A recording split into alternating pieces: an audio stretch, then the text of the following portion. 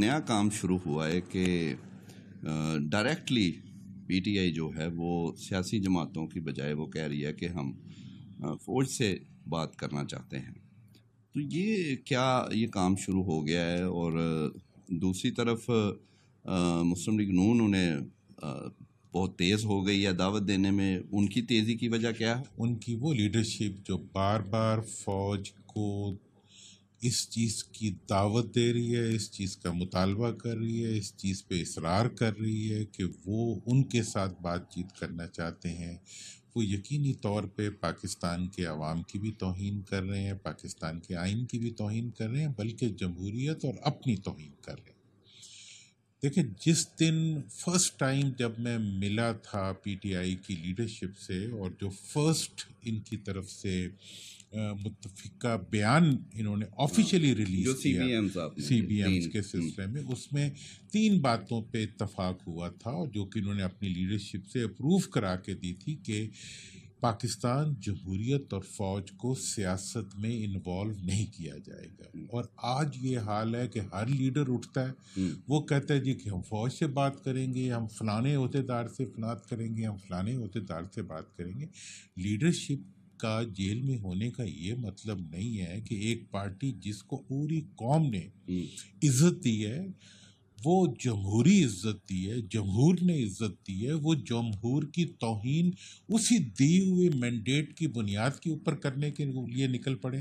اور وہ جب بات کریں، مطلب یہ ہے کہ ایسے لگتا ہے کہ دوڑ لگی ہوئی ہے نون کے اندر اور پی ٹی آئی کے اندر کہ ہم نے کس طرح اقتدار کی بھیگ لینی. آپ ایک غلط طریقے سے end justifies the means, but جو مینز ہوتے ہیں ان کا بھی صحیح ہونا تو اینڈ تک پہنچنے کے لیے ضروری ہوتا ہے. کیا آپ جھوٹ بول کے وہ اچیو کر سکتے ہیں؟ کیا آپ جمہوریت کی توہین کر کے جمہوریت کی منزل کو پار سکتے ہیں؟ آپ اچھے مقاصد کو برے ذرائع سے حاصل کر سکتے ہیں؟ مکیاولی کی وہ اس پر چل رہے ہیں. مطلب یہ ہے کہ، اور میں سمجھتا ہوں کہ پی ٹی آئی کی لیڈرشپ کو اس کا نوٹس لینا چاہیے.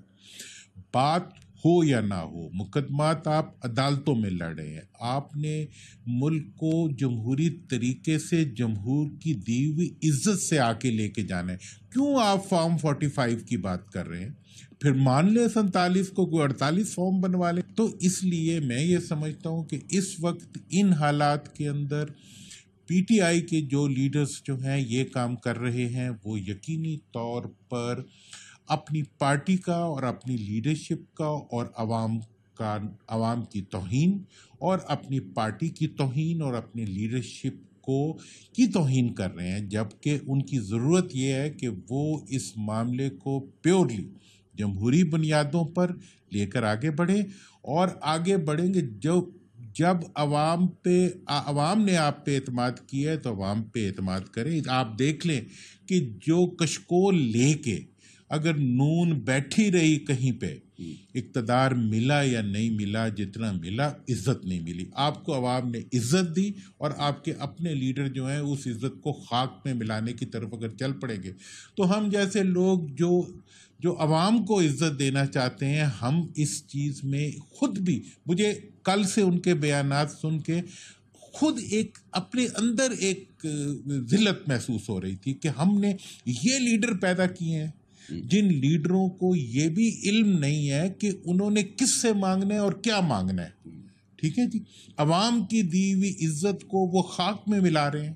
اور مجھے تو پوری پاکستان کا جو سیاسی سین ہے وہ ایسے لگتا ہے کہ ایک بھکاری لیڈروں کی ایک فوج بھیک مانگ رہے ہیں، ہمیں کچھ دو، ہمیں کچھ دو، ہمیں کچھ دو، تمہیں سے ہم لیں گے، تم ہی ہمارا سب کچھ ہو. خدا کا خوف کریں، ان کو اپنا کام کرنے دیں.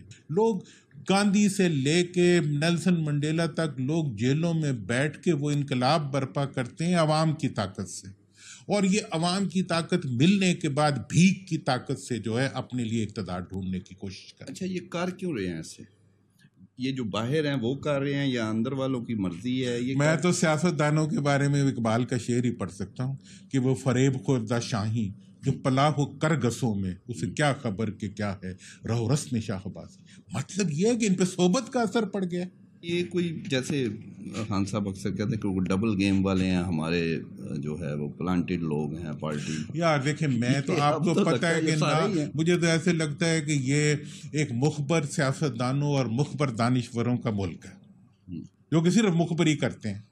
تو اب جو کوئی بھی ہے مجھے اس پہ غرض نہیں ہے. میرا غرض یہ ہے کہ آپ اگر جمہوریت میں ہیں کسی جمہوری پارٹی کو ریپرزینٹ کریں, اس فرد کو ریپرزینٹ کریں جو جیل میں بیٹھ کے اپنے مقدمات لڑ کے نکلنا چاہتا ہے, اس کی کیوں توہین کرتے ہو یہ بھیک مانگ کے؟ اگر بھیک مانگنی ہے تو پھر بھکاری بنو, ٹھیک طریقے سے نون میں چلے جاؤ, پیپلز پارٹی اور پارٹیوں میں چلے جاؤ جو اس وقت بھیک میں اقتدار لے کے بیٹھی ہوئی.